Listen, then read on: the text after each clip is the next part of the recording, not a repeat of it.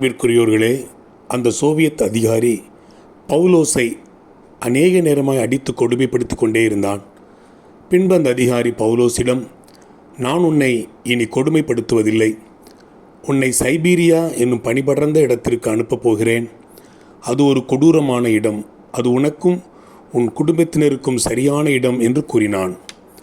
பவுலோஸ் துக்கப்படாமல் புன்னகை செய்து கொண்டு, இவ்வுலகம் முழுவதும் என் தகப்பனுடையது, எங்கு என்னை அனுப்பினாலும் என் தகப்பனுடன் தான் இருப்பேன் என்றான். அதிகாரி அவனை நோக்கி, உன்னிடம் உள்ள அனைத்தையும் நாங்கள் எடுத்துக்கொள்ளுவோம் என்று கூறினான்.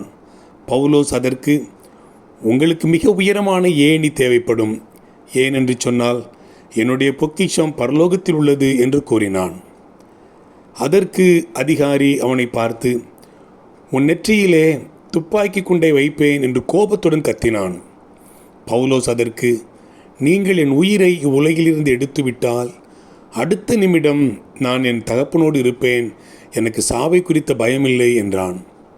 அதிகாரி பவுலோஸின் சட்டையை பிடித்து இழுத்து, நாங்கள் உன்னை கொல்லப் போவதில்லை, யாருமே இல்லாத இருட்டறையில் வைக்கப் போகிறோம் என்று கூறினான். பவுலோஸோ, நீங்கள் அப்படி ஒன்றும் செய்ய முடியாது என்று புன்னகை செய்து, என் தகப்பன் பூட்டிய இரும்பு கம்பிக்குள் உள்ள கதவினுள் கூட நுழைய முடியும், யாராலும் என்னை என் தகப்பனாகிய கிறிஸ்துவிடமிருந்து பிரிக்க முடியாது என்று கூறினான். பிரியமானவர்களே, இந்த உலகில் விசுவாசிகளாகிய நாம் தனியாக இல்லை, இருக்கவும் முடியாது.